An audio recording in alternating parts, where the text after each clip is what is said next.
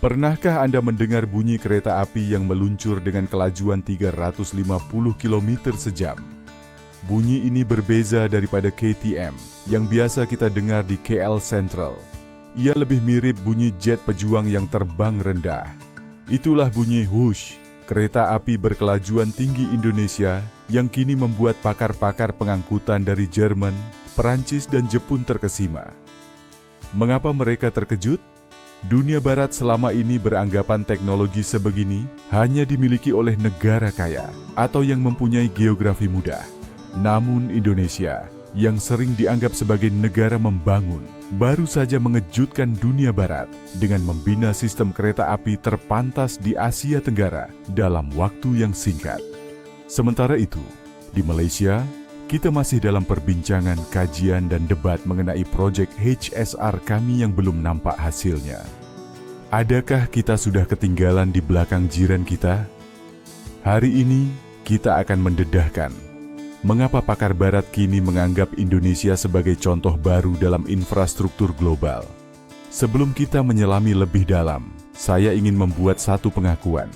Jiran saya yang bekerja dalam bidang pembinaan pernah berkata, kereta api berkelajuan tinggi ini hanya untuk negara kaya seperti Jepun atau Cina. Namun, pada tahun 2026, whoosh bukan sahaja mampu, tetapi sedang berkembang ke Surabaya. Bantu saya buktikan kepada jiran saya dan dunia bahwa persepsi tentang negara membangun sudah lapuk. Jika Anda percaya Malaysia perlu bangkit dan menghentikan kajian tanpa henti, tekan butang subscribe sekarang. Setiap langganan Anda adalah message yang jelas bahwa rakyat menginginkan kemajuan nyata, bukan hanya janji kosong. Assalamualaikum dan salam sejahtera. Kita harus memulakan dengan satu fakta menarik. Indonesia adalah negara pertama di Asia Tenggara yang mempunyai kereta api berkelajuan tinggi. Bukan Singapura yang kaya, bukan Thailand yang memiliki infrastruktur hebat, dan bukan Malaysia yang bangga dengan kemodernan kita. Indonesia telah memecahkan rekod ini pada Oktober 2023 dengan kelajuan 350 km sejam. Whoosh menghubungkan Jakarta dan Bandung dalam hanya 40 menit. Jika Anda mengambil kereta di highway, Anda akan menghadapi kesesakan selama sekurang-kurangnya 3 jam. Dengan whoosh, Anda baru sahaja selesai menonton satu episode drama di telepon, sudah sampai. Ini bukan hanya tentang kelajuan, ini tentang revolusi massa. Apa yang membuatkan pakar Eropa terkejut ialah keberanian Indonesia mengatasi geografi yang mencabar. Pulau Jawa dipenuhi gunung berapi, tanah tidak stabil, dan kepadatan penduduk yang tinggi. Membangun landasan lurus untuk kelajuan 350 km sejam di sini adalah satu cabaran besar bagi Jurutra. Namun, Indonesia telah berjaya membina 13 terowong dan puluhan jambatan mega dalam waktu yang dianggap cepat secara global. Pakar dari Perancis yang membangunkan sistem TGV pun mengakui koordinasi proyek di Indonesia sangat luar biasa. Sekarang, saya ingin bertanya, pernahkah Anda membayangkan perjalanan Kuala Lumpur ke Singapura dalam hanya 90 menit? Kenapa hingga kini kita masih dalam fasa pertimbangan? Komen pendapat Anda di bawah. Satu lagi sebab mengapa pakar Barat kini berkumpul di Indonesia adalah model pembiayaan dan pemindahan teknologi. Indonesia tidak sekadar membeli kereta api dari Cina. Dalam kontrak mereka, terdapat syarat yang ketat mengenai pemindahan teknologi kepada PT Inka, syarikat kereta api milik negara Indonesia. Ini bermaksud menjelang tahun 2026, Jurutra Indonesia akan mula memahami cara untuk menyelenggara dan mungkin pada suatu hari nanti membina komponen kereta api berkelajuan tinggi mereka sendiri. Inilah yang membuat dunia Barat bimbang. Indonesia bukan lagi sekadar pembeli.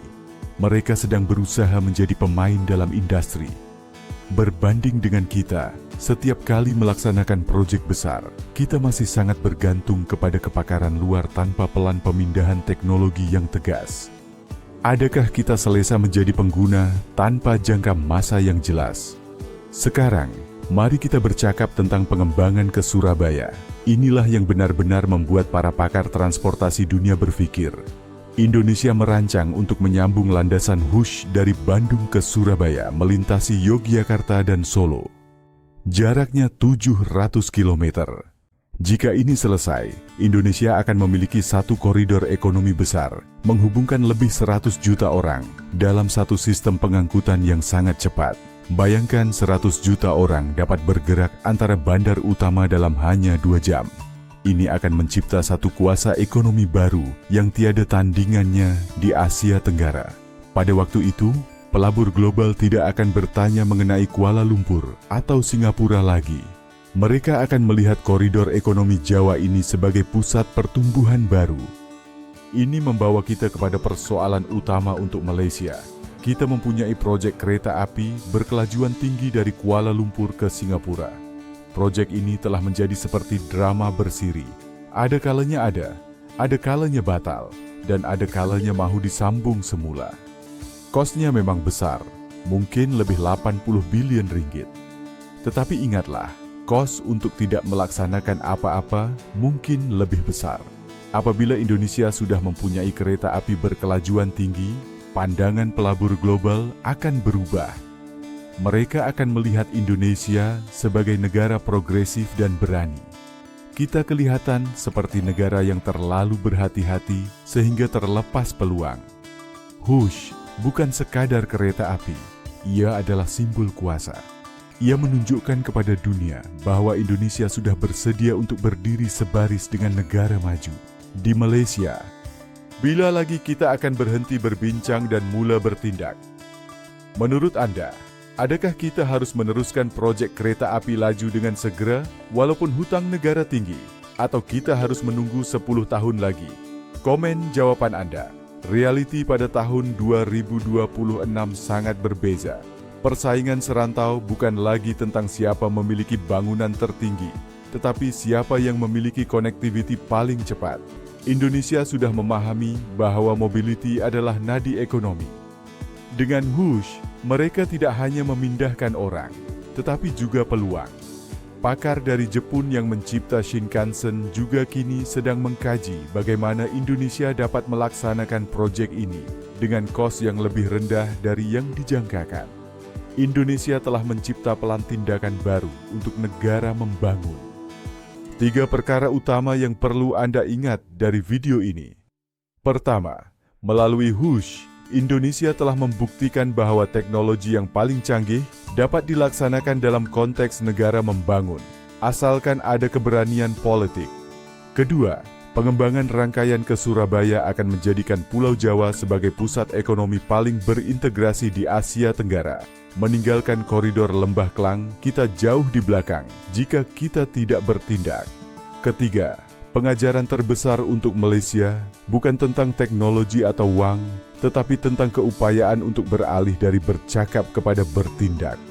Untuk soalan terakhir saya, jika suatu hari Hush benar-benar sampai ke Surabaya dan ekonomi Indonesia melambung, adakah Anda rasa Malaysia akan menyesal kerana menangguhkan proyek kereta api laju kita berulang kali? Atau adakah Anda percaya kita membuat keputusan yang tepat untuk berjimat? Tulis pendapat asli Anda di komen. Saya ingin membaca semua perbahasan Anda.